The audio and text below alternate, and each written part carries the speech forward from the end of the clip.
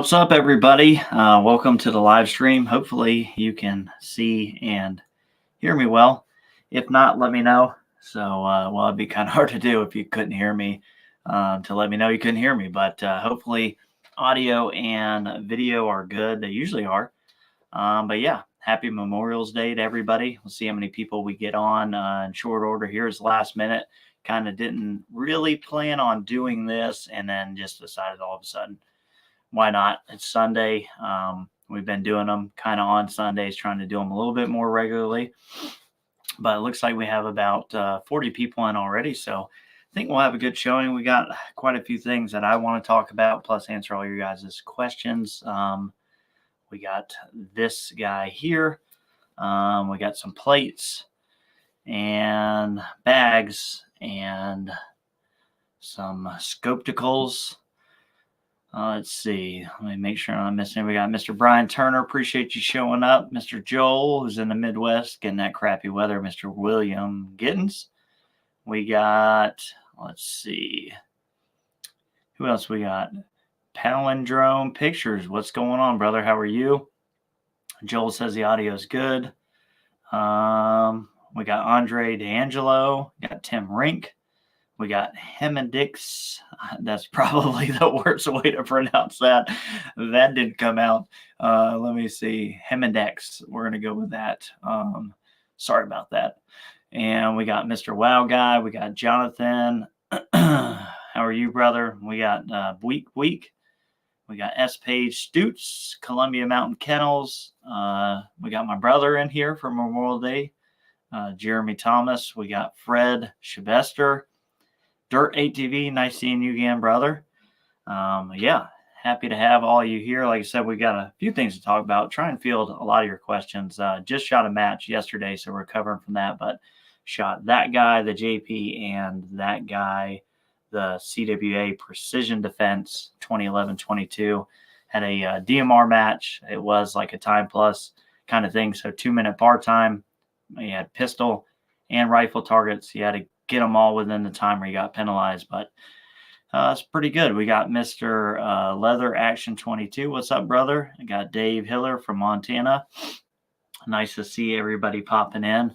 Do a shameless plug for the channel merch here in a few minutes. We do have a pre-order that's live. I only do them probably about twice a year, I guess now is what I do, but I'm doing something a little different, doing shirts and the hoodies. Well, sun shirts, I guess you want to call them. They're not hoodies. They're hot weather hoodies. I'll show you guys those, but I'll be closing that in a couple of days. I'll kind of show you guys the what all with that, but let's see. Got some stuff already. Got one of those Athlon Aries 50 to 60, Ventress 22, and love it. Yeah, it's a great bench rest scope. I mean, I don't have any MOA scopes except for that one. That's like a unique bench rest scope, and I'm happy to have it because it works really well. We got Mr. Duty S. Maximus. He's coming in from Michigan. We got Mr. Beyond 2 minutes. How I do in a match? I was first. I had a big advantage. So this one was the only time plus one. And obviously I had the JP and that. But the JP, I was on the fence about whether I was going to run the JP or run the CZ. Because, that's still an AR-22. It doesn't shoot as good as my bolt gun's hammer. And that ain't bad, but the targets in the wind can make it difficult. So in some like stand and deliver stages where I got to shoot a lot of rounds, that was obviously huge to have that. Where we were shooting one per position, like one, move, one. Again, probably no difference. And like I said, my bolt guns are more accurate, so there's some things there, but it overall did really well, and I was able to walk away with the overall win for that. So it's part of our DMR series. Next one we'll be back on 1-for-1 rifle, so have the bolt guns back out. We got Mr. David Clark in from Canada. Nice to see you, brother. Let's see. Is that a new bolt gun under the gray and red tiger stripe? No. So I have to hide your comment. That is my gas gun DMR. Rifle, 223 gas gun, Lil barrel, and JP silent capture, JP bolt, Tract 4 to 25. That's kind of my every center fire DMR match I run. That's the gun I take. Let's see. Got Mr. Grant Brittain. How are you, brother? Yeah, everything's pretty good out here. Hope you're doing well. Yeah, oh man, I've been rocking. I don't have it because it's disgusting. I got to wash it tonight. But my buddy from Liberty Precision Rimfire, John Cole, he had one. I've been wearing his for like 2 years. And the same people make my stuff as him. So we don't do like, the fulfillment stuff where it's a Chinese company or whatever. I go look at the shirts, look at the material. Then I send them the ideas. They make me a rendering, and then they do it all in the house locally, about 20 minutes from me. And then I go pick them up. I check them all with them, and then I package and ship them. So it's a good way to keep this shirt. Like, for example, this is like 2 years old, and at least 2 years. I've probably worn this, I don't know, 500 times. It's ridiculous. Well, maybe not 500 times. I've worn it several hundred times because I have 3 or 4 of these, and I wear these shirts basically every day. And this has went through so many washes, but it's just, they're just good quality.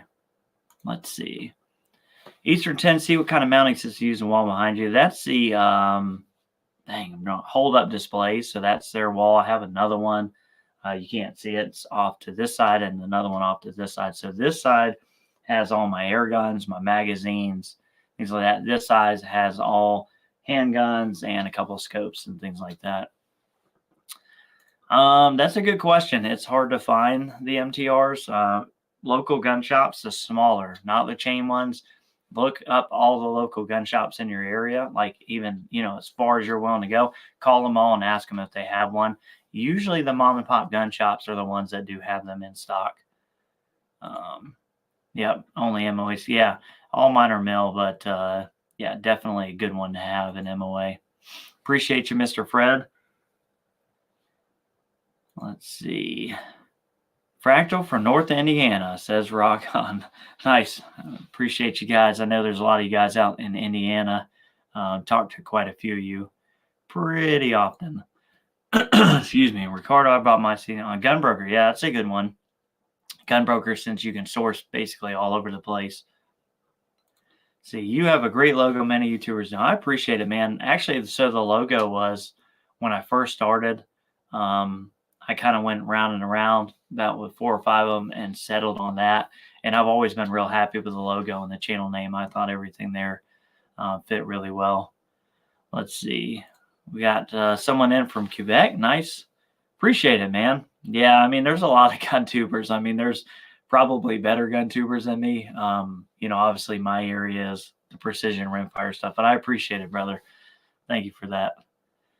Let's see. I put my name on the list of no callbacks.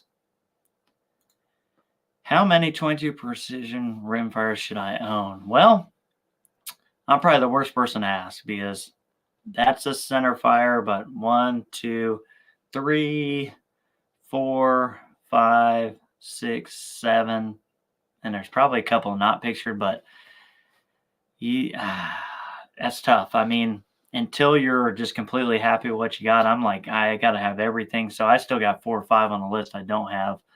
I think we're slightly caught up. Did have a chance to put the Mark IV, I tested it. I did a review on this, but the Mark IV is what I ran on the JP. So I've had it in, I think, 1 match now and done a lot of practice with it. And I've been still really happy with this optic overall. I mean, this thing for the money for $1,500 is pretty crazy. These are the 6-24. Really happy with those. I did have one issue. It wasn't the scope's fault, but these have let's see if I can get a screw that, you loosen these 2 set screws and then you can re-zero it. Well, I did that and I tightened them down, but I didn't really tighten them down. And the second to last stage of the DMR match, we were dialing, the only stage we needed to dial for, I was dialing between, targets were at like 1, 2, and 3 mils, but then we had a confirmation target at 12.7 mils. So you would shoot 1 mil, dial to 12.7, back down to 2, dial to 12.7, down to 3 something back. Well, halfway through the stage, my turret slipped. So, and what that means is basically, as I was turning this, it wasn't actually moving the turret. So you're hearing that click. It was just free spinning, and then it would click every now and again and free spin. And basically, which means pretty much you're screwed. So I was able to survive it, but yeah, it was totally my fault. But that has been the only issue. And again, not the scope, but the idiot behind it. What's up, Mr. Norm? Nice to see you on here, brother. Let's see. Bought theirs from a pharmacy in Texas. There you go. I thought those days were done and over with, but that's pretty nice. That's a good question, actually. What kind of zoom do you prefer to shoot at for 50 yards and then 200 plus? So I break my scopes down into 2 uses pretty much. I like ideally a 4-25 or a 5-30 for rimfire and DMR. DMR, I really like a 4-25 or 5-25, and I'm talking just mill scopes here. If you're going to shoot targets past 400 yards, like for centerfire, bolt gun stuff, I would prefer like a 6-36. And the reason I say that about the magnification range is for 22 distances, a lot of time you're going to be shooting 10 to 14 power. And you're doing that so you have a nice big field of view. So because the targets are not that far out and you don't want to get lost looking for targets. So if you run a 6x36 and you turn that up to 10 or 12 power, that reticle on a first focal plane is going to be very, very small, very hard to use, very hard to make corrections on because you won't even really be able to see the subtensions on the reticle. Now, if you go 4-25 and you go up to 12 power, the reticle is much bigger. So for rimfire, I prefer 4-25, 5-25, 4.5-30. And for long range stuff, if I'm not shooting anything within 200 or 300 yards, 6-36, those kind of options, 8-32s, more upper end magnification where I know I'm going to be dialed in and not shooting dynamically like PRS. So that's kind of, hopefully that answers your question. I appreciate you, brother, Ricardo. Thank you very, very much. Let's see. Have you ever used one of the X-Ring data card holders reading out from my Brigar and PRS? I love it. If not, what's your favorite one? That's easy. I got one right up there. Actually, let me get one out of the tripod.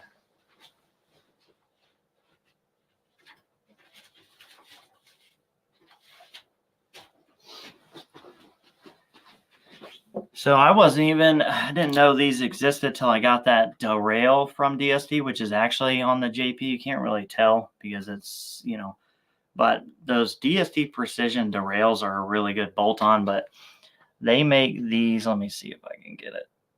And I like these because it's pretty clean, and I like to be able to just, have simple blocks. So the DST precision little cards are what I run.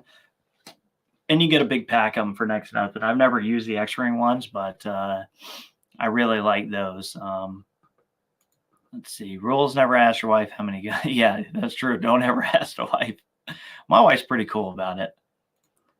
I like how you didn't count the RPR. Well, actually, I counted the RPR. The one I skipped over was the Springfield 2020 because that's not at all. I mean, the RPR is like budget precision, and then skip the 2020.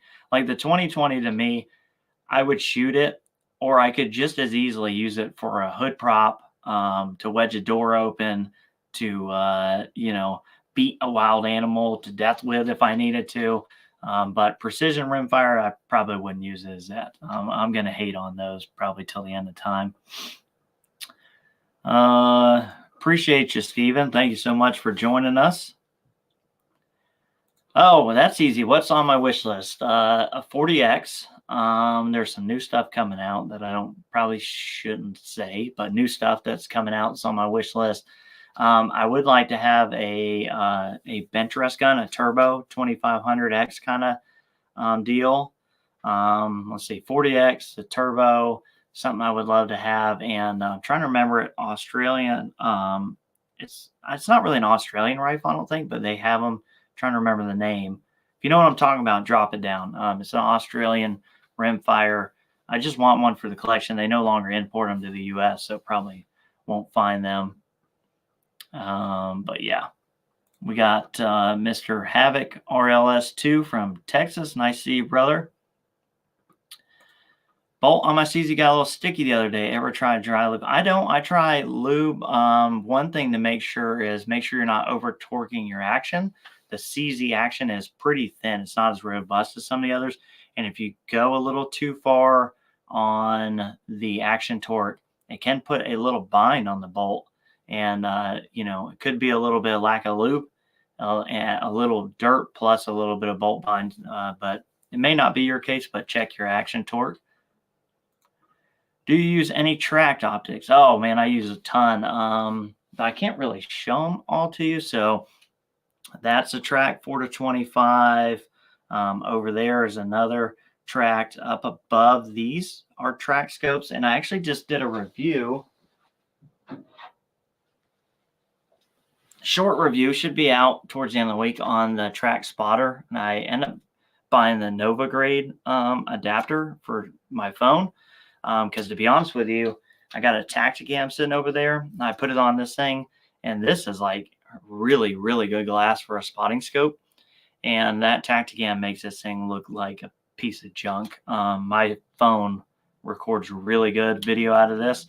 So you'll see this in a video, but I use a lot of Tract stuff. Probably some of the best glass, generically speaking, for the money out there. The 4 to 25, I think is like $1,500 crapped like 160 MOA elevation. The you can't see them, they're up here. The 4.5 to 30s, lots of elevation, really good glass. It's hard to go wrong with the Torx in general from Tract. But yeah, love those guys. Hey, yo, just dumped 50 rounds to my new shotgun. Damn, my hand hurts. Careful how you mount accessories. Well, shotgun stuff ammo is kind of hard to find and a little expensive right now. So good on you, but I need to get out and shoot some shotgun. I haven't. Let's see. Which FX0 would you choose for bench rest shooting at 50 and 100 yards? I have not tried to shoot any of the FX guns for bench guns. I never really had an interest in shooting bench. I was going to go to RMAC this year. I really can't make it. That's what it's going to boil down to. But for a bench gun right now, it wouldn't be the FX, would be the Karma Red Panda. That thing hammers. Like I said, the FXs have good stuff. I just haven't. I've always shot like the high power stuff and slug configurations with them. The King did shoot really well, but I didn't really get real deep in the weeds on it. I think with some accessories, the King would make a really good bench rest. And the Crown, a lot of my buddies, they shoot Crowns and they hammer pellets for bench rest. Lots of good options. I think really just that for me, probably the King or the Crown, if I had to pick an FX gun that I was going to shoot bench with, that would probably be what I would shoot right now based off what I know. Don't know enough about the DRS yet to say I would use it for something like that. Let's see. Deciding to go with the 4% MTR, your thoughts and opinions on arc rail length for the factory stock length towards front. Yeah, so I would ask, so hit me up with another comment down below. What are you going to use it for? Because my answer is going to differ a lot, whether it's going to be the bench or for PRS. So let me know that, and then we'll go from there. Appreciate you, brother. R50, I think, is coming in. I'm not sure what was going on. I know they had some pricing changes, and I'm not sure if they needed to work through things with their distributors and retailers, but I think you will see it by summertime. But yeah, so outside of that, I don't know. Let's see. I just started building 1022 ER shot barrels, Brownell so far, so you're going to have to stretch them out past 50. Yeah, I heard a lot of people had a lot of good success. Actually, Dawn from Rimfire SS just dropped a video where I didn't even know. I mean, I shoot Lilja barrels all the time. Love those guys. Apparently, they have a 1022 barrel. Never even thought about looking for one, but his 1022 barrel from Lilja, one of his 1022 builds, it freaking hammers. I mean, thing is, I think he dropped the video today, but I saw the groups that he was shooting before the video. I think they were better than what he showed on video. I mean, it was, it's a really a great setup that he has going on there. That thing will go up against almost anything. Maybe 300 and 400 yards of bolt gun's probably still gonna, kind of outshine it. But he has some really good stuff. So check out Rimfire SS. He has a lot of good 1022 stuff. I think we already answered that one. Lithgow. Yes, sir. Lithgow LE 101, I think is what it is. That's the other rifle on my wish list that I don't have, that I do want to get someday.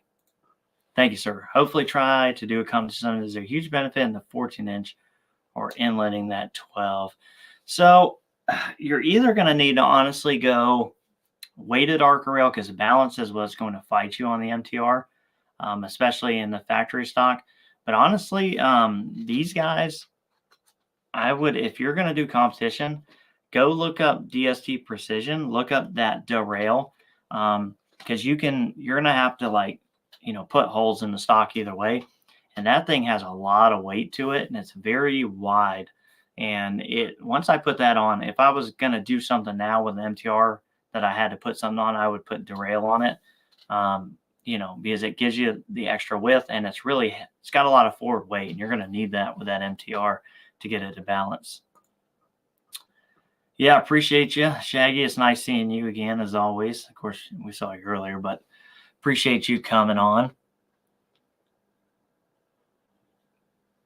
Let's see. We got someone was trying to sell a 40X. Yeah, I'm going to get one. So it's not I guess a secret. The Stinger from L3I, that's a 40X that's coming out. So I'm going to be reviewing it. I do have to buy it if I want to keep it. So we'll see. I'm hoping that works out. I hope it is everything they say it's going to be. Of course, we'll see it when it gets on the review. But and if I keep it, I guess it was worth it. Mr. Rick Lower from Kentucky. Nice having you, brother. Appreciate you coming in. Is the Vudoo V22 worth the money? Yes and no. I mean, so if you're not trying to compete, or if you're not trying to have the absolute best you can have, then no. I mean, it's not, because the MTR will keep up with it. But when you start competing at the high levels and you want a rifle that's really going to balance, this thing is my go-to. If I got to shoot a match, I grab that. Now my CZ, this thing will shoot with it. I mean, all day, every day. And both are very crazy reliable. The Vudoo can be hit or miss. I know guys who have them have problems with them feeding. Mine, I can literally jam the magazine and anything it will feed. Mine runs like a Singer sewing machine, and I love it. My CZ, the Mauler Works from MCR, that thing hammers too. I mean, so if you got it to spend on it, you won't regret it. But if it's going to take up all your money where you can't buy ammo just to have one, you don't need it that bad. There's other rifles that will do the trick, but generically speaking, I would say, yeah, it's worth the money. Your use case scenario may dictate otherwise, but it is a great rifle. The Remx too, which you really can't see that. I don't think that's up over here. So we got the Bergara, then the Remx. Remx is great too. And I got some exciting things see in a couple of weeks, probably be about 3 or 4 weeks, but some good stuff going on with the Remx. Let's see. Have you looked at the Ivy FX one-piece mount for your bench rest setup?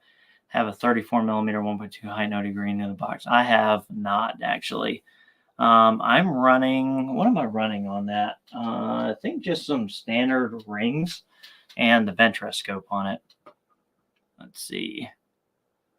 I'd like to see you and Ray at the next Rock Chuck Olympics with Gavin from the Ultimate Reload. That would be pretty cool, man. I don't know Gavin. I know him through somebody, but he doesn't know who I am.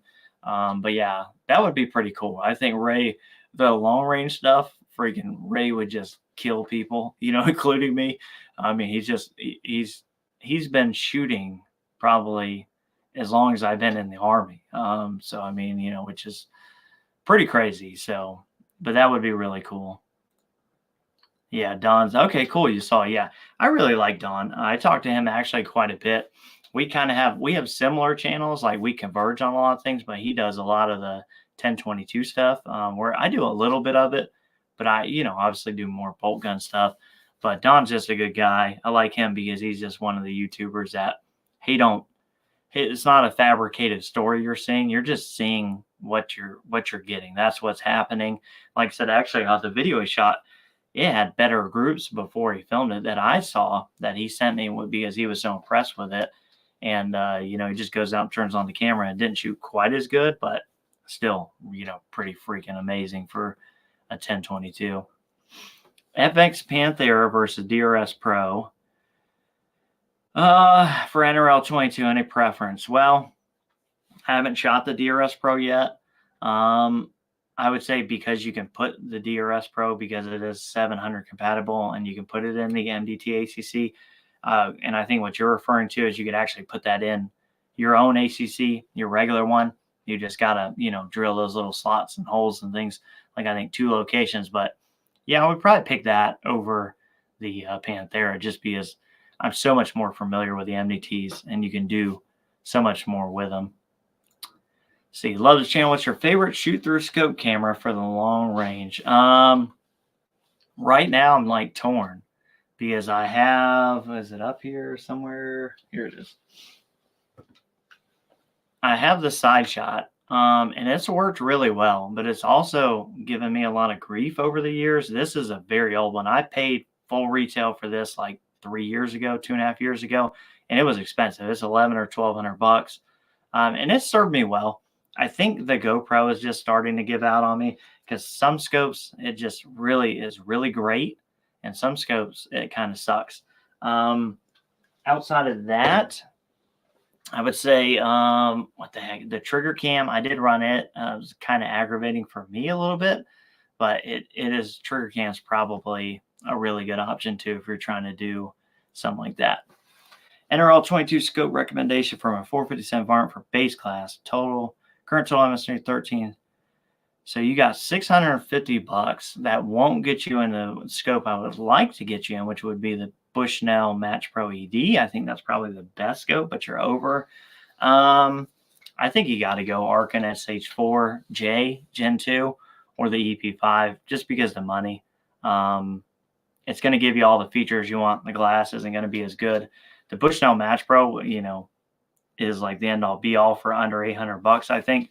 But considering that budget, I think you got to go SH4J Gen 2 or the EP5 and the Arkin, because you're going to want the turrets, you're going to want the things that it offers, and it's not going to kill you, especially if you're shooting monthlies. The glass quality is not going to hurt you.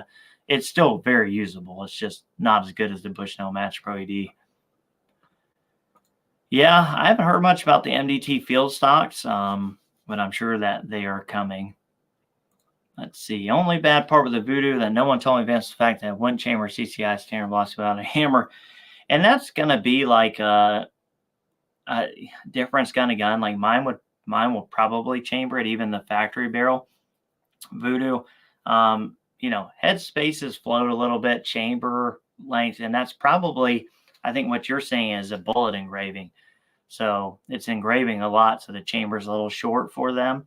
But, honestly, I would say, for what CCI standard velocity costs now, shoot SK Magazine or Standard Plus, and you'll have a much better experience anyway.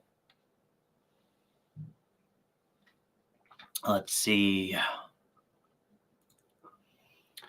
You can run an Athlon Helos. I forget about the Helos. What do they cost now? The Heloses are good, but I like the turrets more. I ran a Helos for a long time, but the turrets are kind of small. I like the bigger turrets on the Arkin, so I'm not going to lie. I like the glass more on the Helos, but I do like the turrets more on the Arkin. My 26-inch Lilja will be here in a couple more days for my CZ. Could you give me a headspace setting?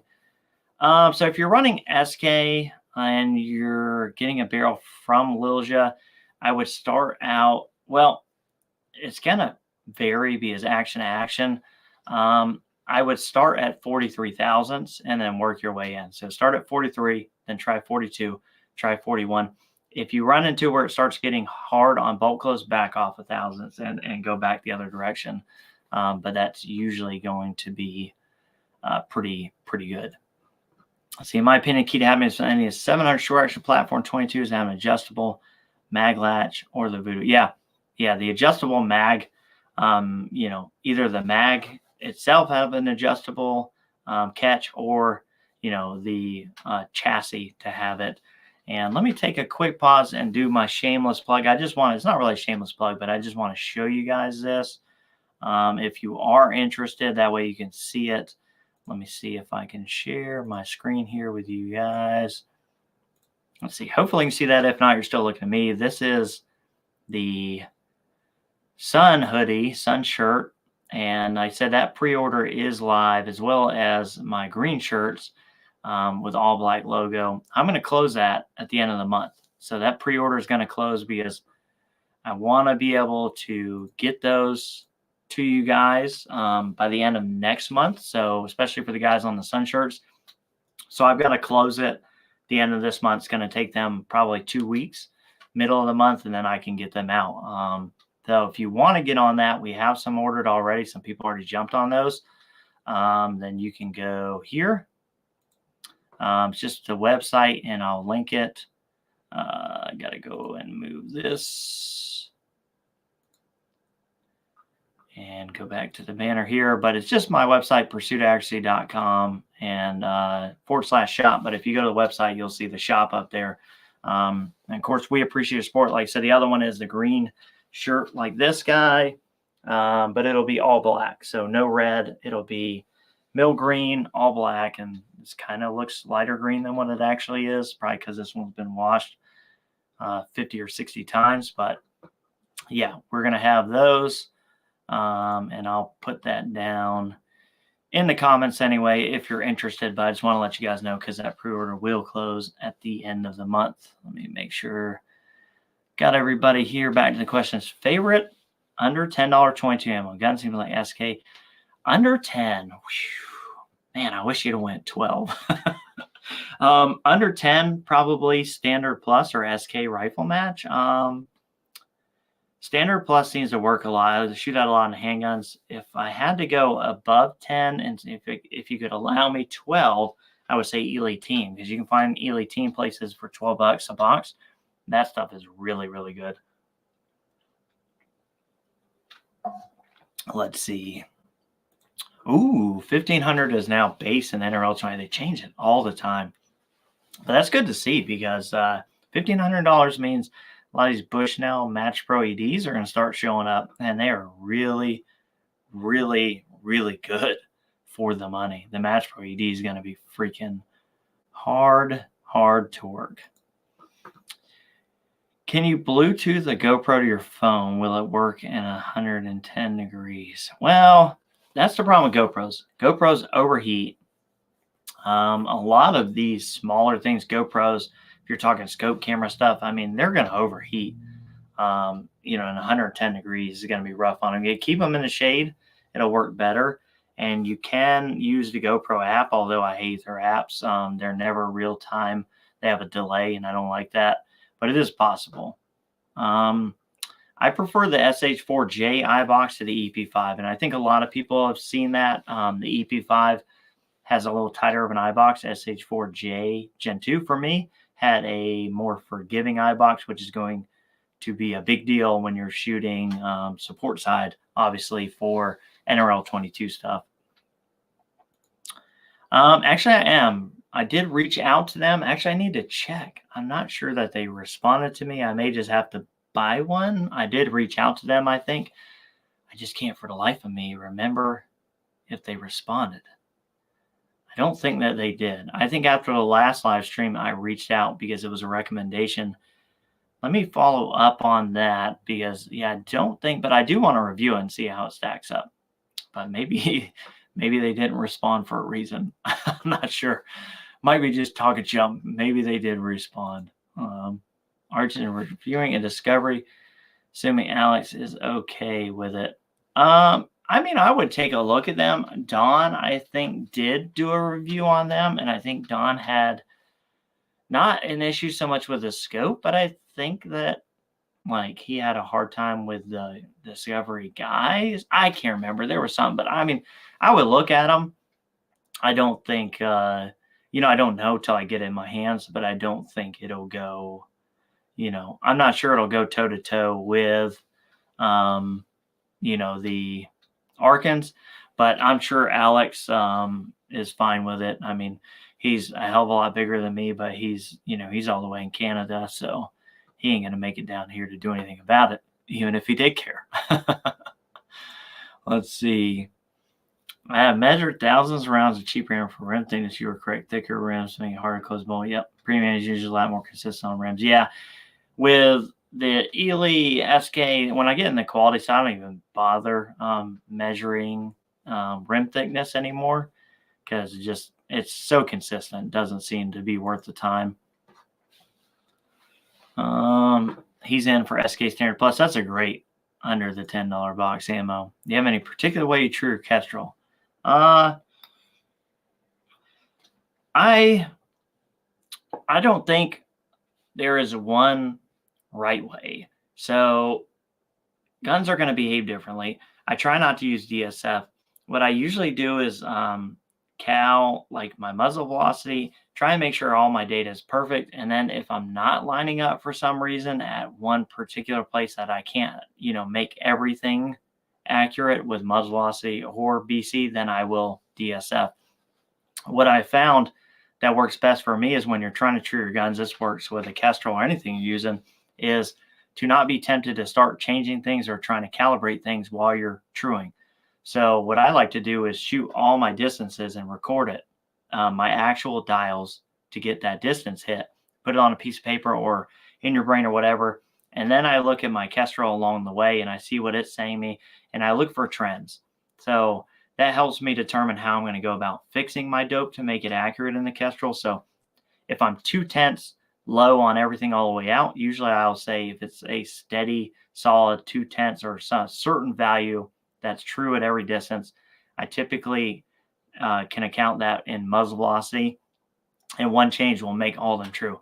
Now, if you have a change that starts at 2/10 and then it grows to 3 and then 4 and then 5, what I'll do is I'll correct the 2/10 in muzzle velocity, and then I will correct the kind of waning distance with BC, because that's where I think you see things grow or deviate more or less over time is when you have a problem with BC. Typically, I find muzzle velocity to kind of be a certain offset, and that's how I went about it. Right, wrong, or indifferent, I don't know. Everybody's got their thing. The Kestrels, while it is a science, it's not. The deal is we don't have a am I thinking of not profile G1 G7 is what I'm talking about. G1 really doesn't count for 22. G7 doesn't count for 22. RA4 is close, but none of them are perfect. We don't have a real ballistic profile of a bullet that really matches 22 rimfire, and that's why I think a lot of people struggle. And one of the biggest things too, rimfire dope, is don't sweat the tents. Tell people that all the time.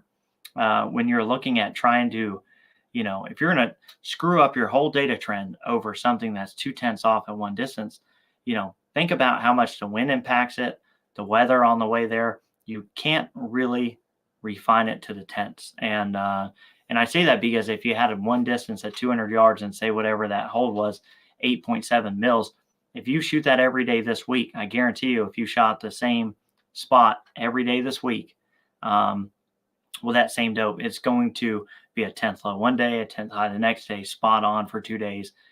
So don't sweat the tenths, and try not to absolutely kill yourself. Try and get it as true as you can without DSF. And then at some points, you just got to live with it.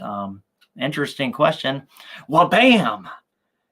And no, it's not because I am a mind reader. It's because we talked about this a little bit earlier. I just shot one on the JP in the match. I've done the review on it. So look back on the channel. I've got a review on the old Mark IV. And I put a lot of time behind one of these, and really for $1,500, you can't go wrong. I'll tell you that much. If you can live with a 4 by magnification, because for $1,500, you could get the torque 4 to 25, and obviously get 4 to 25 versus 6 to 24. But there's a lot to like. And if you're a Loopold fan and you like the reticles and you already have the Mark V, I would steer you here. If you like a more traditional reticle, then I would say, the Tract class is great. Can't really beat the Tract, honestly. But I would say for Loopold fans, the Mark IV, $1,500. Quit thinking about it and just buy it. You'll be happy you did. What binos you prefer for Rimfire? I don't use binos actually. I use a Leica Rangemaster 2800 for when I'm trying to laze targets, which I don't often do. And then I run the Tract spotter, which I put here. Just filmed a review. It's not out yet, but I use this for Rimfire. I went with the smaller one, the 65 mil, and it has a 22 to 45 power zoom range. It also has and this is a digiscoping adapter, ignore that, has a fixed 30 power eyepiece that will give you a mil ranging reticle too. Really good stuff. But I don't use binos, unfortunately. Someone else chimed in Discovery. I'll review anything. Like I have no. Probably the only thing I won't review is something that I know sucks, because I refuse to give, or a bad company. And that's actually, I have people every now and again comment and say, oh, it's always a good review. Well, yeah, most things you see on the channel are going to be good reviews, because I refuse to give a shit company publicity, whether it's bad or good, doesn't matter. Bad publicity is still publicity. And if they're a crap company with crap moral values and they make a crap product, I'm not going to review it, not intentionally. I might review something and find out it sucks, and you guys will see it, but I am going to avoid those companies. And that's why, I'll review anything that I think, is good for somebody, like it fits in somebody's price range and is a good product for that. But yeah, let's see. Keep a dope book. Yeah. The Kestrel, I'm telling you though, if you run a Kestrel, especially the 5700 lead, I don't have it. I got like 20 profiles or something in there. It's like, which, it's not in, it can die. Keeping a dope book's probably good, but for the lazy guy like me, the Kestrel is a nice digital dope book, and it's paired on my phone, so I have it on both. Let's see. Hasbro, what's up, brother? I recognize that logo. Haven't come in here for one. Thank you for how hard you saved me a lot of wasted time, money. Good, man. I appreciate it. That's kind of been the intent along the way, was like, I've tried to be the guy, just me on the channel. Someone who I'm still learning. I learn stuff all the time from you guys, guns, the industry. Tried to be, just show you guys, the real deal all the time. And hopefully people can, pick stuff up. And I mean, when you look at my wall, I made some mistakes along the way, some financial mistakes, but, it's all good. Yeah, I had a lot of fun doing it, but I appreciate you commenting. Thanks for the positivity. Let's see. Oh, we got Mr. Francisco from Argentina. Nice to see you. Happy you could join us. Thank you. Let's see. Or more than 1/10 the further distance you shoot, the more you'll see the ES. And yeah, oh yeah, ES is a big deal. Actually shooting some ammo today. I don't think you guys will be able to see it. I was testing. I bought this on a whim. And let me show you the muzzle velocity results, which weren't, they're not like the best in the world. They're pretty good. So let me show you this. We'll play a game, actually, if this will pick this up. Focus. It's so bright. Oh, you're not going to be able to see it. Forgive me. I'll tell you. So over 36 shots at a standard deviation of 5.1, an extreme spread of 23, average speed of 1130. And what you will be able to see is, of course, I'm a YouTuber. Of course, I cherry pick the groups. I'm going to show you the cherry on top group here. I think you'll be able to see this. Yeah, look at that guy. You can see how small it is. It's the one with the green on it. It is 0.096 inches. And I did shoot that with a Vudoo.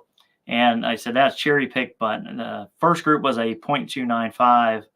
Then we shot that one. Then the second group was a 0.185. So guess the ammo that we shot it with. It should be pretty easy for you guys to pick out the ammo. See if you can come up with it. What's up, Mr. Ryan Drink from Kansas? Nice to have you. I have looked through Night Forces, but they've always kind of been out of my budget. Really great guns. I got a really good friend of mine who shoots basically all attackers, great scopes. I don't like that the whole back of the scope moves because I do use those Brant-built ocular pieces that strap down in the back, so that wouldn't work that great for me, although they do sell a Night Force option, but a little out of my price range. Let's see. We got Chris Lang saying hi to Mr. Hasbro. I appreciate you showing up, by the way, brother. All y'all.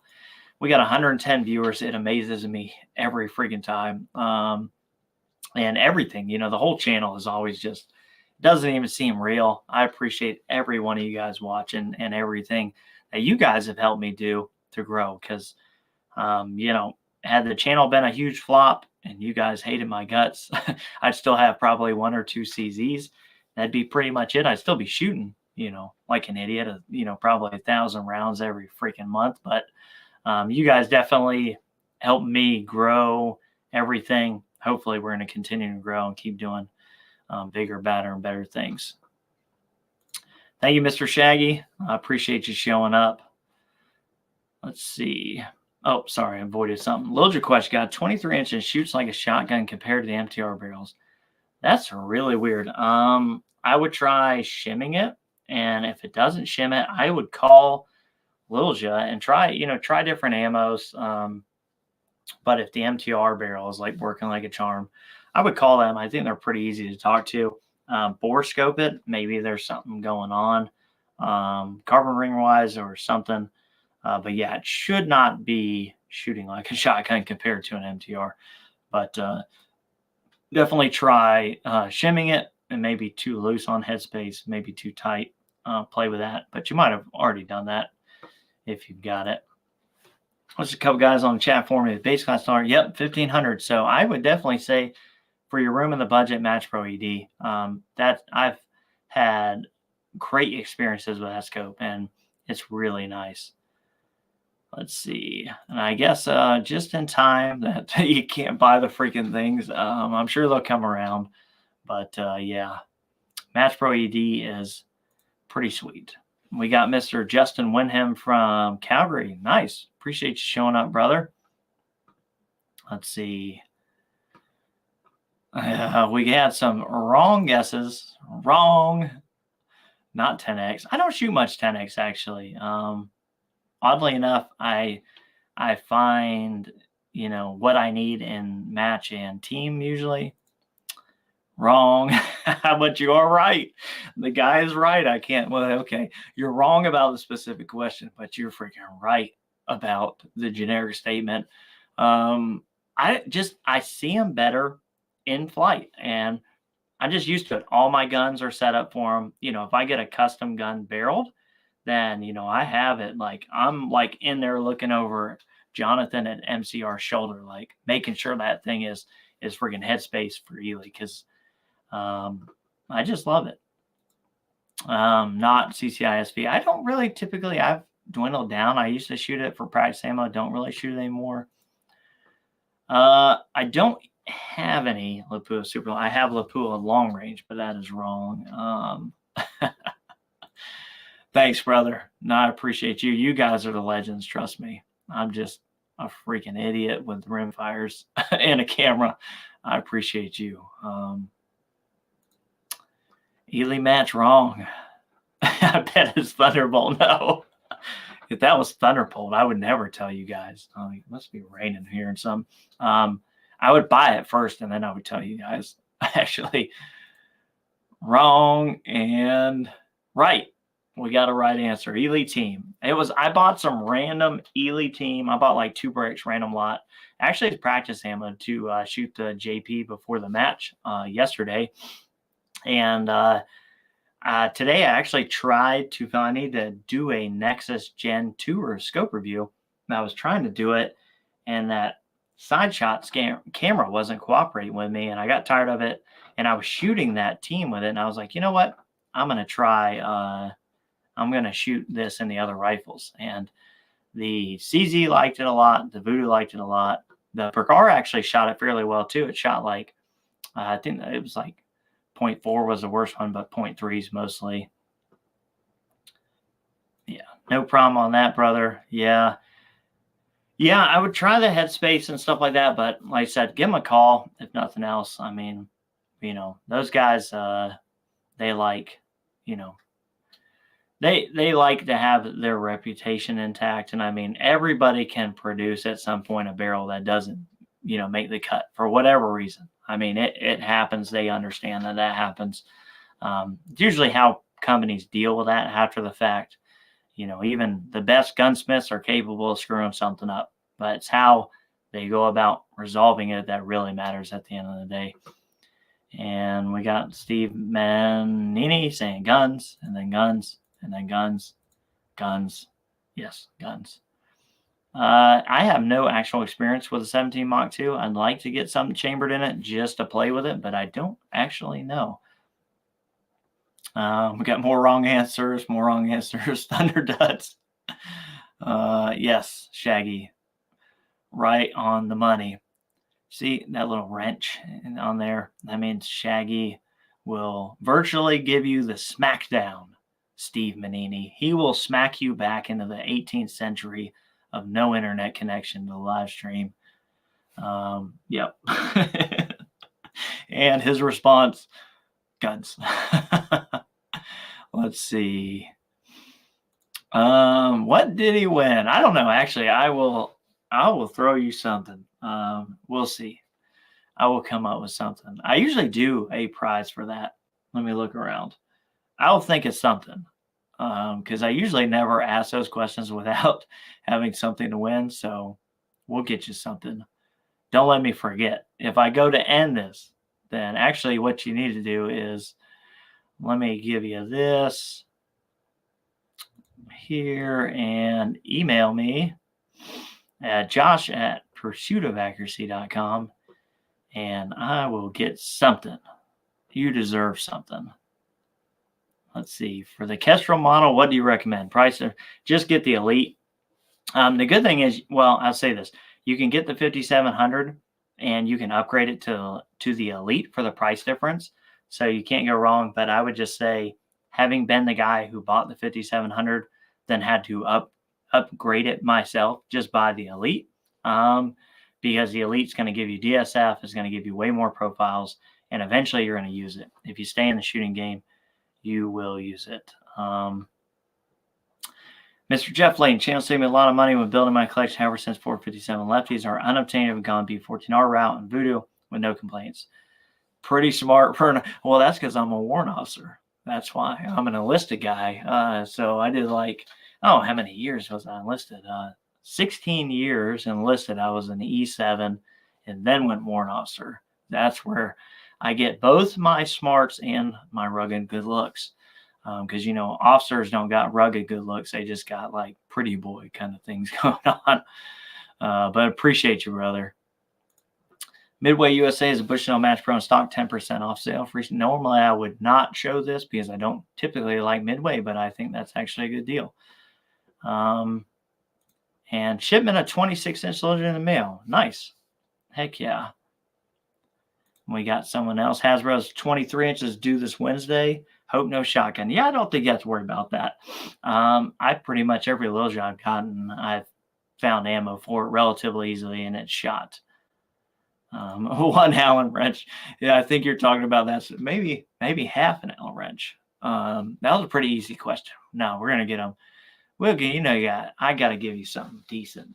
I got something cooking up. I just don't know. Steve Manini, guns again. Yeah, guns. We'll say this about Steve. He's consistent. Yeah, he's consistent. Any update on DMR? No, I think I'm going to have to create. I meant to talk to the owners of a public-ish. They're a private range, but they do hold matches there on Friday. But I had to go into work, so I want to talk to them this week about getting something. I think what I'm going to do is be a copycat of everybody, and this is what I want to do, and maybe we'll have good response to it. Thinking about renting their rifle baits, a 400-yard rifle range, and doing a challenge type video and competition for people who can make it out, be in North Carolina. And what I'm going to do is, since it's been something I've always played with, is an egg at 300 yards. Use a 300-yard berm. I'll put up a bunch of poles with eggs, and or maybe figure out a way to hang them and bring you guys out, give you one magazine, and get some sponsors involved. Maybe we can get who could we get? Timney. They could get Tract involved. They could get there's a couple of companies I work with pretty regularly, good people. Get them involved, and we're going to do like a split the pot. So it would be like pay a match fee. And then like the winner's going to get half the pot, because I do have to pay for the range rental. So I gotta rent the range. But we'll do something like that, I think. And I think it'd be a lot of fun. So some prizes, and then that part's not going to take too long. We'll film it. If you want to be filmed, we'll go through that kind of like the other YouTubers are doing. But it'll be 300 yards egg, in the first magazine. The winner gets to pot, be the guy who shot it basically with the least amount of rounds, and then the tiebreaker would be time. Or maybe we would do a tiebreaker shoot off. That would be really cool. Like a time thing, put you both on the line and first one to hit their egg. But if there's interest, I think that could be really fun, since it's been a staple of the channel, shooting these eggs at long distance with the rimfires. We got Mr. Orange Smoke in the house. What's up, brother? But yeah, let me know what you guys think about that challenge thing. If that's something you'd be willing to come out and do, if you're taking the trip in. And then I think that would only take probably an hour to do that part. And then basically we would hang out and shoot some steel. Would be able to kind of true your gun, help you with that, and just have fun. It'd be a hangout. We'll shoot. They got steel out to 400 yards. We'd have plenty of spotters out there, things like that. Spawn scopes. We could just have some fun. Would be the big thing. Maybe even have some food or something like that. But it'd be like half a day thing. Wouldn't be an all day thing. Let's see. First mod on a brand new Bergard B14R. First thing I would do, if you got the whole rifle, well, trigger for me. I mean, I'm a trigger snob. So the trigger, maybe the bolt shims. That would be cheaper if you're trying to get out of it cheaper. You don't mind the trigger. You're used to 2-pound, 3-pound trigger. Maybe the from triggershims.com, the bolt shims. Let's see. So many guys loving the 457 MTR mine, just an impressive bang to make it a dedicated measures gun. But I use more because they shoot so much better. Yeah, I mean, it depends, like, I guess, on how far you go with it. Like, I put this gun will hurt some feelings. Actually, when I trued this and the JP at 150 yards, I think this thing shot like a 0.7. I mean, it was just truing on steel, but I mean, that gun freaking hammers. And it will run with the Vudoo, the Remx, I mean, but it's not every CZ is going to be. And of course, that's a full custom. So, your results may vary. Barrel tuners equal snake oil. No, I don't use them, and not because they're not snake oil. The very simple principle is it's a moving weight that will change harmonics. But the thing is, as a PRS or NRL shooter, thing is harmonics and rimfires change. The ammunition changes. Everything changes day to day. The guns behave differently because they're very sensitive to environmental conditions. So what I found is if I run a tuner, yes, I can tune it in to shoot better groups than without, but that changes and it has a wider impacted effect is what I found versus just not running one. Now, if I was shooting bench rest or F class or long gong and I got where I could get online, have sighters and tweak it and get it perfect, then I would run it. Like if I build a bench gun for rimfire, it will have one. But the PRS guns, nah, it's just not. It's one more variable. It's one more reason for me to shoot more ammo than I need to testing it. These guns with no barrel tuner will win national championships, with the right shooter behind it, without it, no questions asked. I mean, just easy. Let's see. I have a new experience with a Rubin trigger. I actually don't even know what a Rubin trigger is, so you might have to educate me. Then Mr. Lefty O, agree with you there, brother. See, did you see Rimfire? Oh yeah, I saw that. It's crazy. No, it's 50 yards. He don't BS that. And I seen the groups that gunshot. Now, do I think he had the right conditions, the right time, and obviously the right ammo? Yeah, I mean that was a freaking insane target. but that gun shoots, man. That thing just shoots. And I was safe to say, if you see it on his channel, it's reality. And but yeah, freaking really good. I mean, that gun hammers, man. It's just crazy. I need to figure out a way to steal it from him somehow, just to get it. I have 2 separate headspace, easy for Loopold and SK and Ely. Yep. Shot the Ely ammo, SK shims, and the groups were really similar, but SD was much better with the Ely headspace. Yeah, that's pretty interesting. And, you know, the rule for Rimfire is there are no rules. I mean, your rifle and you're learning your rifle, very obviously putting in the work. So they're all going to be a little different, but yeah, that is kind of crazy at the same time. Anyone going to try bloke on the ranges? All day challenge. Oh, I saw one guy shooting that, but I don't know exactly. I may have to look that back up again. I haven't been shooting a lot of these challenge targets, and it's not because I don't have guns that hammer, but I am so low on ammunition that if I shoot the good ammunition up doing all the challenges, because Elijah, I love that guy, but he posts a challenge every month. I mean, I'd be out of ammunition, and I got to really save that for matches and things. And I'm really low. Maybe if I can get my ammo built back up, I'll start shooting more of these, but it's just, yeah, hard to keep up with ammo. Mr. Bleak sounds great. Willing to come. Nice. Yeah, that'd be cool.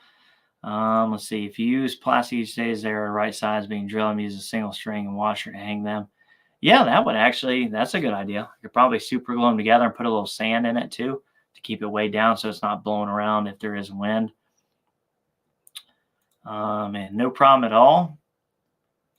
So what we talk about when truing the gun is basically dope. So truing the gun is when I go out and shoot it. I zero it at 50, then I shoot it at 100, 150, 175, 200, 250, 300, 400.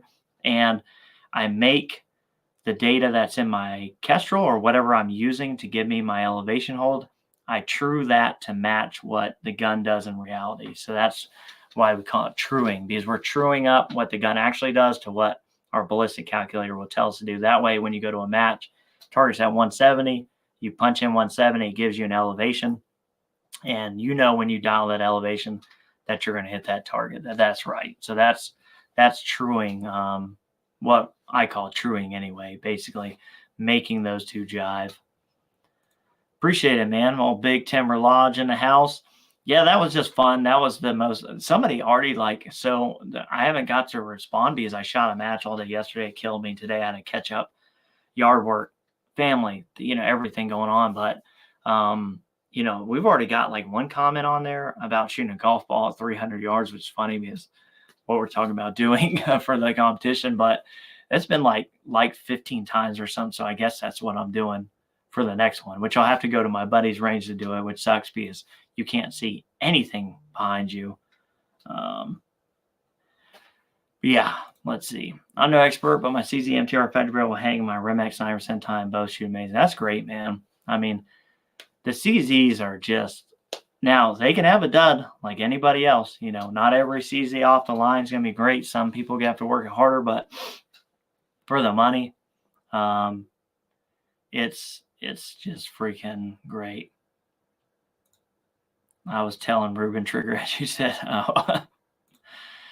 I'm getting some light scratches on the bolt. My Remx on bolt retraction mag. It says those. Have you seen this before? Getting light scratches on the bullet in my Remx on bolt retraction. Oh, when you're dragging it. Yeah, I've seen it. I don't honestly. If you go back a ways back, I freaking beat the crap out of bullets to see how much it would affect it. I will tell you, for shooting Ely bullets, especially team match 10x, that's not going to matter because that bullet actually that bullet kind of shoulder sets back and it seals itself to the barrel. So if you have light scratches or anything, when you fire it, that actually is not even going to matter. Let's see. Have you checked out the Ranch Gen 2? I don't even know what is the Ranch Gen 2. Oh, shit. Tom Wyman. What's up, brother? One of my Missouri buddies on here. I actually tried to call you the other day and you didn't pick up, you bum. But I forgive you. It was late at night, and I'm sure you're doing things like working and sleeping so you can make money. So can't blame you there. Recommend 457 aftermarket trigger that will last. The Timney. I mean, I have the same Tim. The first time you guys saw a Timney video on this channel, that's the same trigger in my CZ for PRS.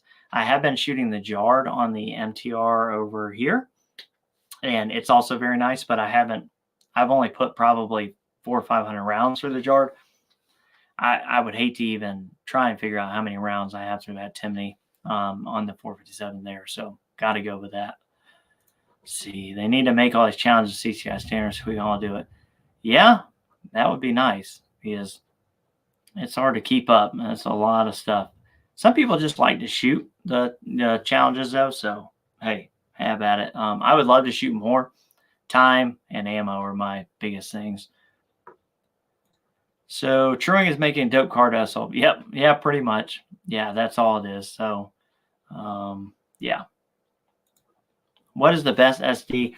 So I like to see an SD of 6 or better. And that's typically what I shoot for. I've kind of found that with any old, like with a good lot of match or team, I can get 5 or 6 in an SD. With RWS R50, you can usually get around 3. But R50 is pretty freaking expensive. I use a Kestrel 5700 Elite. The rangefinder I use is the Leica Rangemaster 2800, although admittedly, I only really use it around here. I go by whatever the match directors say the range is. And that's typically good to go. I don't use binos because I'm cheap and I haven't bought range finding binos, but I've had it about a month or two for the review for this Tract spotter, and it is my now go-to. I probably won't ever buy anything else because I used it in several matches. I've had it around the house here. It's really good. Has a swappable eyepiece that you can put a mil 30 power fixed one on it. It's just money. I mean, I don't need any more than that. So that's my setup. Have 21-inch loads. I'd like to get away from the bright stainless. What's your thoughts on wraps? I don't know about wrapping it so much as maybe just Cerakoting it.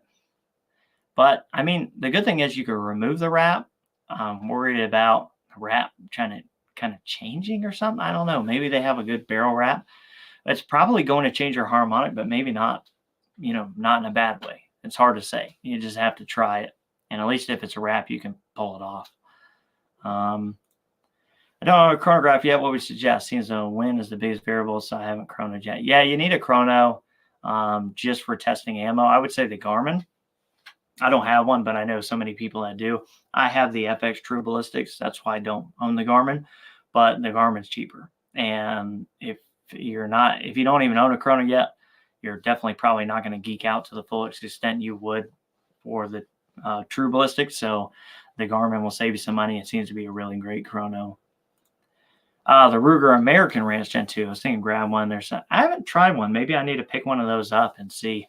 Heard a lot of good things on YouTube, actually. Now that I think about it. We got, skip some here.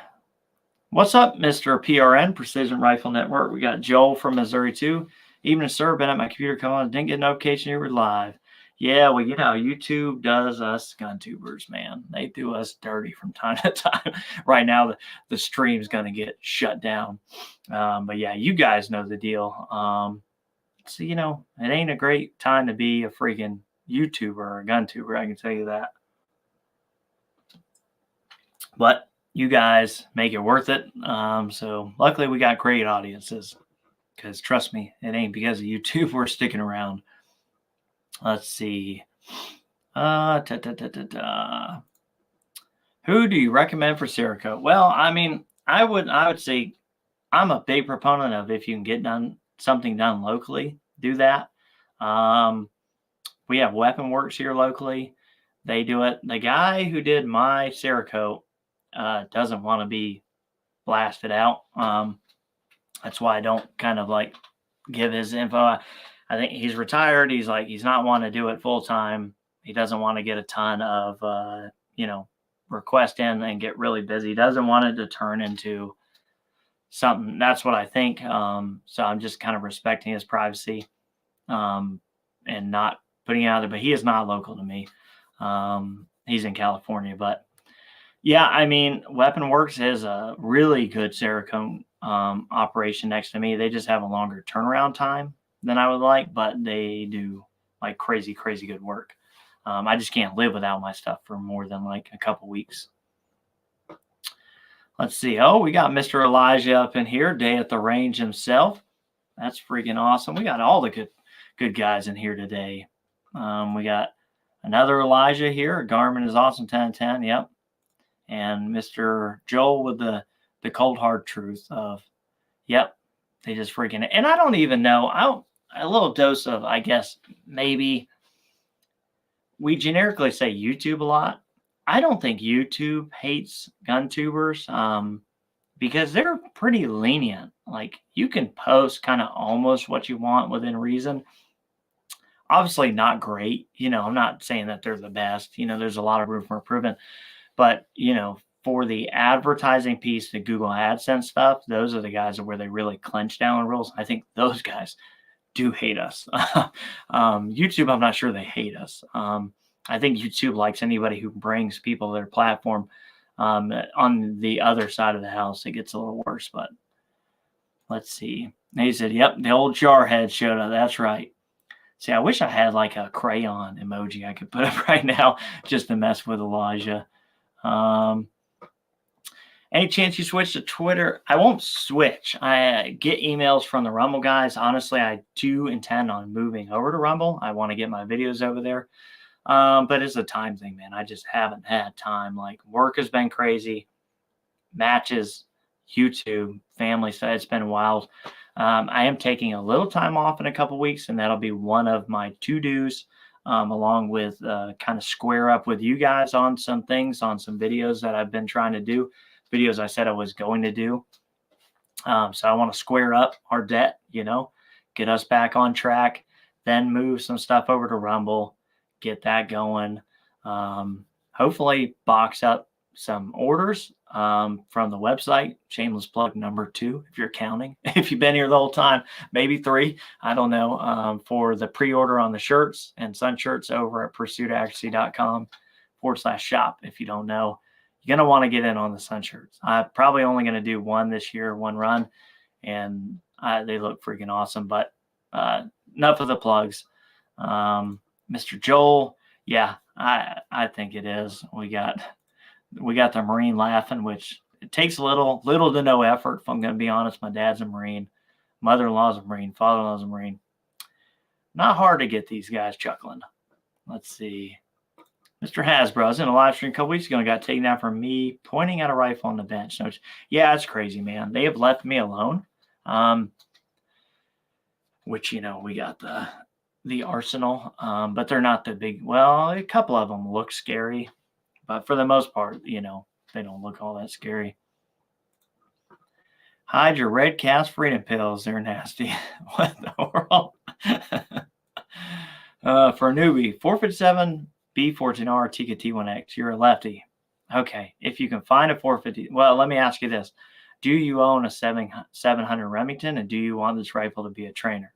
Answer that first, and then I'll know exactly how to answer that question for you. Of course, with more questions.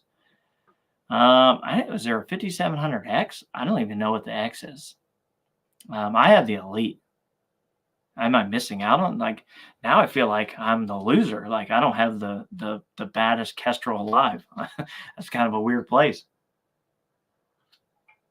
Let's see. Well, what in the world happened to you? Hoorah. I grew up with Marines, man. Actually, it's funny. People always ask me, they're like, why did you join the Army? Simple answer is I grew up in Camp Lejeune. And when you grow up in a place like Camp Lejeune, you typically don't go running off to join the Marine Corps. I know a lot of Marines, and a lot of good friends of mine are Marines. And don't have anything against the Marine Corps, but I just grew up in that environment with a bunch of Marine boots running around in town being idiots. And that's what you run into when you live, a place like that. you're running in all the young Marines who are drunk doing crap in town, and it'll rub you the wrong way over time. And that's kind of what pushed me to the Army. But yeah, nothing against Marine Corps at all. Let's see. You ever going to ransom rest? No. It's a good rest. I just don't have a good use for it. We got Mr. B-Rad, 874, thumbs up for free. You know, I appreciate you, brother. And, you know, luckily, you know, you guys show up and watch, which is way more important to me than the thumbs up or whatever. You guys being here is awesome. So I appreciate all you guys, whether you thumbs up or not. If you really hate me, you can hit the thumbs up twice. That'd be kind of funny, actually. Let's see. You're appreciated, but you cost me a small fortune. Hey, misery loves company. So I can't be the only idiot buying all the Rimfires. I'm going to drag you guys down the hole with me. Kicking and screaming if I got to. You're coming. Let's see. Have you liked the faster twist on the JP? I'm indifferent. 1 to 14 isn't big enough. The JP like is picky on ammo. Like, I think I could find ammo that shot 0.3s in it, but I would have to look high and low. The one thing I give the JP, and the real thing that I care about, it'll shoot half-inch. Make sure I'm not in trouble here. It will shoot half-inch easily with a bunch of different ammos, good ammo. But, you know, I don't think it's going to be a bolt gun. But the one thing it is crazy freaking reliable. I've run 4 different mags through this thing. Ran it matches, shooting before that now. It doesn't give me any problems. It's freaking reliable, which is the most important thing about an AR-22. Especially for me, I really bought this as a trainer for this gun. I didn't want to shoot a bunch of 223, so that's the trainer for that gun. But really good gun. See, the X is for ELR. I did not know that. Let's see. I want to make sure I didn't miss the guy asking about. Okay, that was Fred. Make sure I didn't miss Fred's follow-up. Let's see. If price is out of the question, CZ 4%. Well, I mean, if, you know, price is in consideration, then get the Vudoo. I mean, it's, you know, I'm not saying that CZ can't compete with it. CZ can be what you need it to be, but you could just buy a Vudoo and be there. And you may stop tweak with your Vudoo. Man, it's freaking hot in here. But, you know, you won't regret having a Vudoo. At least I've had like 2 V22s and that 360. I've liked them all. Okay, torque. CZs typically 25, 30 inch pounds. The 700 platforms typically 45 inch pounds. Honestly, I found good chassis, good barrel action combination. I don't really see a ton of difference in torque value, especially on the 700 footprint stuff because it's a beefier action. A lot of those now, like my Vudoo and the CZ, I throw them in there and I just, you know, give them a good tighten, and I don't even bother with trying to figure out the torque on them because they seem to be indifferent to it. But Woodstock seems like that, you know, I would generically settle in 25 to 30 maybe on the CZs, those kind of actions, and then a little bit more on the Remingtons. Let's see. No need for a trainer, just assault rifle. Yep, 457 or T1X. The thing I would say is the 457s are really good. So are the T1Xs. If you want to be a little different than everybody else, I would say the T1Xs are not as common, and you may find one of those easier. Personally, I would go MTR, and after having owned and shot both, I still prefer the CZ over the T1X, but it's by a very slim margin. Appreciate you, Mr. Brian. Shout out all the loved ones who have served our nation. Dad gone now, served in Korea. Nice. Appreciate you, brother. Yeah. And we got a bunch of veterans in here, which is pretty cool. Let's see. Order a few more t-shirts. Thanks for the shameless plugs. No, I appreciate you, brother. Yeah, it helps a lot, man. I don't want to crap on it. You guys know the deal. I turn down affiliates quite often. I don't think there's anything wrong with affiliate sales, but I think that the channel is where it is because I've never done affiliate sales. And you guys know that. And I've always told you guys that I don't do affiliate sales. So there's no financial revenue in a review for me. So if I review this scope and it sucks, there's no gain for me to tell you it doesn't suck. And I think, I've talked to Elijah about this. One thing about military guys, since it's Memorial Day especially, typically for us, our integrity is like probably one of the most safeguarded things that we do in the military. Like, so to me, my integrity is more important than anything. You can make jokes on me. People could say what they wanted. But I really can't handle having my integrity questioned or having people think I'm dishonest. So I've always just made it a point to never do the affiliate stuff.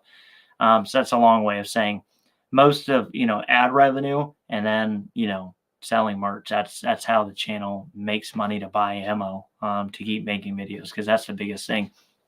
These other guys know how hard it is to keep gun channels going, because, contrary to popular belief, there's nobody throwing, $100 bills at us. It's often personally funded, and usually a concurrent debt. But, not to complain about it, because it's a lot of fun. I got a lot of cool stuff to show for it, but appreciate you. Let's see. Mr. Shaggy Rifleman with the shameless plug number 4 who linked it for me. Thank you, sir. Let's see. My buddy has the first gen JP in his hammer. I went cheap, bought a conversion 1.3 MOA best. Yeah, this gun is supposed to be more accurate. It has a heavier barrel profile, and it's supposed to be treated a little differently, but it, gun to gun, how it is. That gun is very reliable. I'll give mine that. Finding rimfire at this level costs me as much more than centerfire reloads. Shoot a lot more ammo. Yeah, I mean, it's, the ammo's cheaper, but man, you shoot a bunch of it up. That's for dang sure.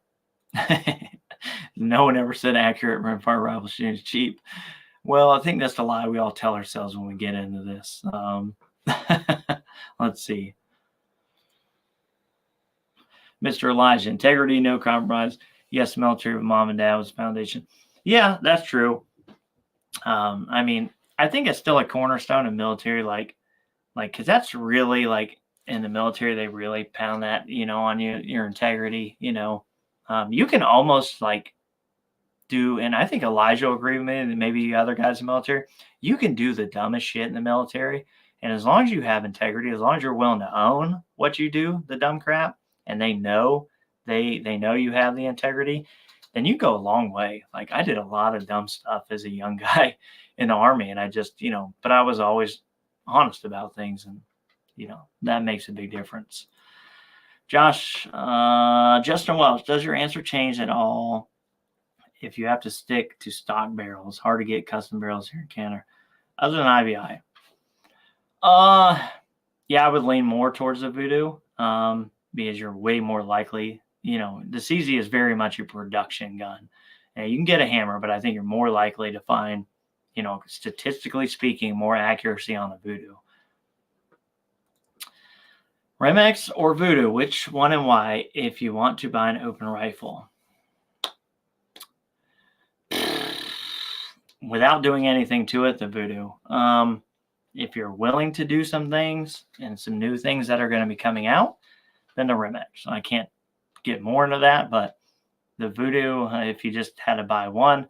One thing I don't like about the Remx is the potential for the push feed. The magazines are better, but it's just, I like the not fixed extractors, the sprung extractors on the Vudoo.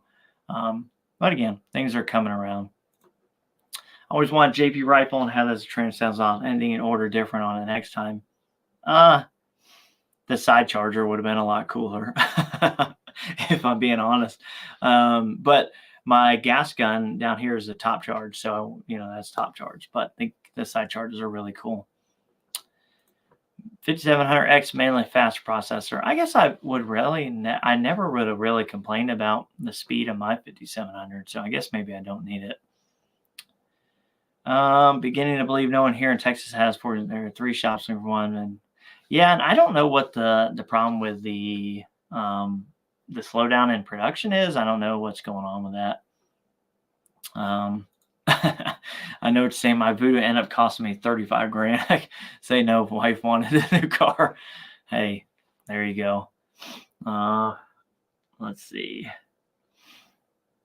Yep, hurry up and wait. That's for dang sure. Any good day practicing can yield a loss of 1 brick. Yeah, at least.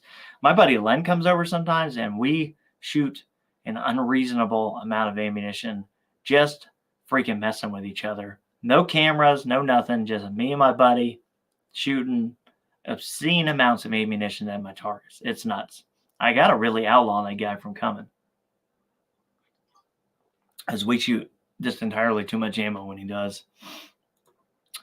I have seen a T1X in Zane Herman's hands destroy Vudoo and Remx. Yeah, I mean, it's all relative, and it's very much a shooter. Very much also, that kid has shot that rifle like all the time for years, and as long as it, when you're talking PRS and NRL, you're not talking half MOA targets. You're talking 2, 3, 4 MOA targets. So the T1X, all the guns will certainly do the trick. The Remx's, the Vudoos are a little easier to balance, things like that. But, Zane is kind of, I would say, almost the exception to the rule. Like the amount that he practices and things like that I've heard from other guys that I know that know him is just insane. But yeah, he definitely kicks some butt. And we've seen Ray from the X-Ring kick some people's butt with a factory MTR, So take all that into consideration. We got some more guys on the Vudoo bandwagon just for out of the bag gun accuracy. Colt buyout CZ, that's what is ruining timelines. Hopefully it doesn't ruin the brand. Yeah, we'll see. Hopefully not. Hopefully they just stick with what they got. Keep things going. But yeah. The 10-round magazines are hard to come by. There is some first production runs coming to be checked out very soon for a guy who's going to be making 10-round polymers, but not quite there yet. I haven't run, well, I did try the JP conversion kit. A buddy of mine had it, and it was good. Ran really good. Actually shot really good. It was a conversion kit. It was really good, but I got the full-blown upper just because I wanted it to be representative of of that. I don't know why I can't get that out, but yeah. Just like my first Canik rival, made a mistake of letting the wife shoot and had to buy her another one. Yeah, the Canics are freaking good for the money, man. Those are really freaking good. I would say if you got any burning questions, get them in. We're probably going to close this out in the next 10 minutes because I have been outside doing yard work. I'm starving. I got to take a shower. The wife's probably 90% of the way about to kill me. Let's see. Friends' days involve shooting federal home match. Yeah, that's my problem is like we always start out like we're going to shoot budget ammo, and then we get competitive, and then the better ammo starts coming out, and then we get more competitive, and then next thing I know we're shooting positionally at my egg target at 182 yards, and you need like it's just we're two idiots really is the problem. So yeah, we're kind of dumb. Thing is CZM doing it as an open rabbit gun. Any idea how I can get them to stand still at various ranges?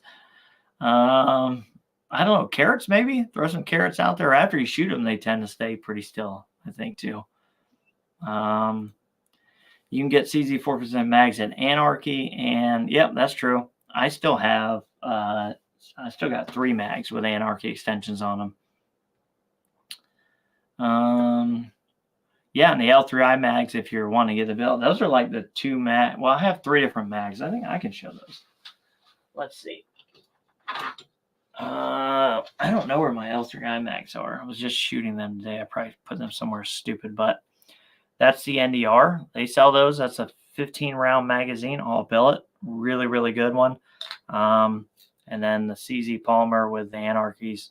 And said I have 3. This is obviously number 2, although you guys are seeing it mirrored because I can't figure out how to do right and left when my camera's not mirrored. I'm shooting my second competition next month. My goal is not to come in last. Well, hey, trust me, everybody gets the crap kicked out of them on their first match. It's hard to prepare. You just got to go and get it. And you'll see, you're going to progress up quickly. Let's see. Beefalo Bart, what's up, brother? And Mr. Brian Turner, God bless America. Let's make her great again. Yeah, I hope so. I really, really, really hope so. And that sucks. New York. I feel sorry for everybody who lives in New York right now. Let's see. Loved your second video, tag driving 150 yards. Yeah, that was fun. I just had to do that on kind of like a whim. But yeah, it was pretty cool. Yeah, you cost me, Josh. They're nice, man. They don't work in like the ACC for me, but like my CZ MTR stock and other stocks, these things are freaking nice. They just feel great too, and feed great. Healthier eye mags are good too. For the stuff like my open gun, that one, I use the L3 eyes because the MDT, you just ain't getting that NDR in there and getting it back out. Let's see. Any thoughts on converting mags and having SPSR to something else homemade stock? Now, I actually don't like the Savage mags. That's my biggest complaint about Savages is the damn mag. Like, I just don't like them. I like the CZ mag, even the polymer ones. And now that I shoot so many 700s, you know, see. This guy. I mean, I'm so used to these guys now, the bigger ones. The Remx, I mean, of course, they're just freaking baller mags to begin with. I love these mags. Runner up to these are the L3i Elites. But I'm just so used to these big mags now that, I don't know, hard for me to get excited about the smaller mags. Although, I will say this for the CZ.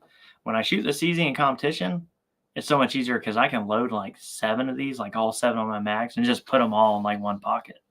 And I don't have these big, bulky mags laying around, so that's kind of nice.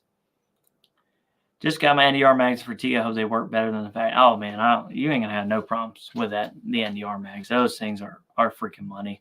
I really, really like the NDR mags, and they seem to be really good people, too. I think they're in Canada, and they've been around for a while, but they didn't have a U.S. warehouse, and you got to have like a U.S. warehouse for a Canadian company for them to get stuff to us. Let's see. What about AR mags that are for 22? Well, that's a good question.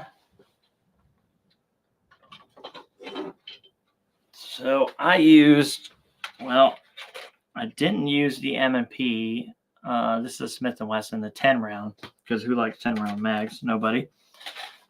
These, Black Dog Machine, these are 15 round mags. I ran these a bunch. Steel feed lips, and these have fed and worked really, really good. And then the M&P, the 25 rounders. JP sells this little adapter to work for theirs, but just makes it, if you can see it, it's just a little piece there that fills in the mag well to be used on a standard AR deal. JP sells them, but these ran great. I ran both of these at the DMR match, and yeah, these were money. Fed everything great. And I've ran them for quite a while. So I would, the M&P Max or these Black Dogs, these do not lock my gun back. It kind of almost seems like it locks it back, but it doesn't. As soon as you drop the mag, the bolt slams forward. But the mags do work really, really well. 8 round 2 better than 10 round box. I don't know about that, brother. We might have to agree to disagree. What the heck? It's not Memorial Day. I'm here now. Well, that's true, but you ain't going to see me on Memorial Day. One, because I'll be working Memorial Day night, and I'm not upset about that because I could have not worked it. But I'm also going to get holiday pay for going in to work it. But yeah, I'll be catching up on videos, hopefully. But glad to have you, Mr. Al Hirsch. Haven't had a chance to send you my mag release, but once you get it, you'll never have problems with 12 picture amounts. Check your email with Casper. I will, and I'm still waiting. I was excited. I told somebody I was so excited about your mag release. I'm like, dude, like this is gonna be great. And then I was like, man, I wonder when he's gonna send that thing. I'm still excited about it. So yeah. And since you won the question, we got it. Now we gotta like maybe you send me that and I'm gonna use the same box and put something in it and send it back to you. Let's see. I want to make an AR pistol with an NM free float handguard and use my suppressor on it. Yeah, that'd be pretty cool. That would be pretty cool. Yeah, Hasbro wants to know more about your mag release. Well, if he gets there, I'll make a video about it for sure. It'd be pretty cool. Thought I smelled something when I came in. You've been out in the yard all day. Army teach you to shower. Yeah, I'm freaking sweating, man. I was taking the kids around on the 4-wheeler and then their little Razor, and then been outside messing with stuff. I did a little bit of mowing, and it is hot. It's got to be 90 freaking degrees in here with this studio light coming at me too. I am cooking in here. Leica are great rangefinders. It's the only real rangefinder of quality that I've owned. I don't think you can go wrong with the Leicas. They're just really good. Sure, there's other great ones out there, but the Leica is money. Hello, Josh, everybody here. Long time viewer, first time guy. Nice, brother. Nice to have you. So I've been waiting for about a year for the 4% to avail, but you know, should I just buy? Honestly, if you know you're going to progress, if you know you're going to buy this and then upgrade, then I would go ahead and just get another model and not worry about it too much. And most guys buy an MTR and then they go into a different chassis or something like that. So, but if you know, if you want the MTR, then just wait and get the MTR if you're going to stay with that stock. Recently bought a Tippmann. Yeah, the Tippmanns are really solid too, I've heard. Let's see. Air conditioner. Actually, there is air conditioner. This is kind of like its own deal. I do get a little air from the house in here, but because it was so freaking hot today and I had stuff open, it was hot in here, and it's probably going to take several hours for it to cool down, and that studio light just hammers out heat. And the big problem is I wouldn't run an air conditioner in here because of the noise and other things, but that's okay. You see I'm like glistening. It's because I'm freaking getting cooked. But I think we're going to cut this off here, guys. There's still 106 of you. It's crazy. Thank you so much. Thank all of you for coming on, asking questions, watching the videos, buying the shirts on a fifth plug incoming. Fifth one. We do have a pre-order. It's closing the end of the month. pursuitoaccuracy.com/shop. It's a sun shirt / hoodie type thing. And these shirts, everything comes back to us. Help us buy ammo. Thank you so much. If you bought them before, if you bought merch, you're going to buy merch. Thank you. Thank you otherwise just for coming on here, watching the channel, the views, the comments, the positivity. It's a great community we have, and I'm happy, super happy to be involved with it with you guys. Let's see. Try and answer these last ones really quick. Threaded muzzle. It's in a KRG Bravo 2 to the next upgrade barrel. There you go. Appreciate you, brother.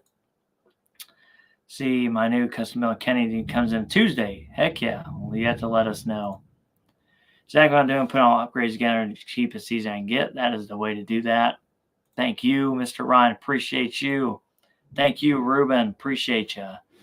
Let's see. Lefty, it's not shilling if it's your own merch. It's okay. Yeah. Hey, sometimes you got to do it, man. If you don't want to be a shill, sometimes you got to sell your own merch. pursuitoaccuracy.com shop. Appreciate you, brother. Good night to you, Michael. Thank you, Mr. Wow Guy, as always. Hasbro, appreciate you coming on. Especially always nice to have you. I don't know if you guys can hear that. There's a thunderstorm happening right now that's coming in too, so I might gonna lose power. You need to stay. Yeah, I got a 1-month vacation, so I'll have to shave next month. So I'm growing this thing out. I appreciate you for coming in, Rack. Thank you. Shaggy Rifleman is always our only moderator on here with a wrench. If he didn't boot you, you must be all right. And he's the man. We appreciate him. Dirt ATV, thank you, brother. You know, you guys are the man. Stuff this week. No, I appreciate you, and I'm going to have something coming back your way for answering the question. Do not let me forget. It's glitter, not sweat. It better not be glitter. Trust me, I'm a married man. I walk in the house at 10:30 at night with glitter on me. You'll never see another video from me ever again. I'll be dead. That's, you know, my wife has access to a lot of firearms. So glitter is outlawed for me. Appreciate you, Beefalo. Thanks, Note. Thank you for showing up. And appreciate you, Brad. Thanks for watching. Good night to you, Mr. Chris Lang. Good night, everybody else. I appreciate everyone.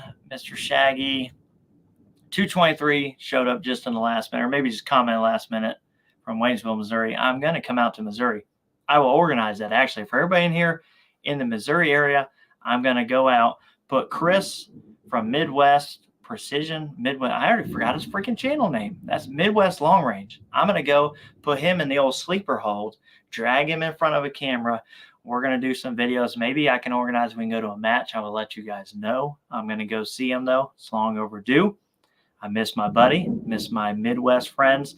So we'll see you guys hopefully in a couple of months. Thank you all for showing up. I appreciate you. And, of course, catch you on the next one.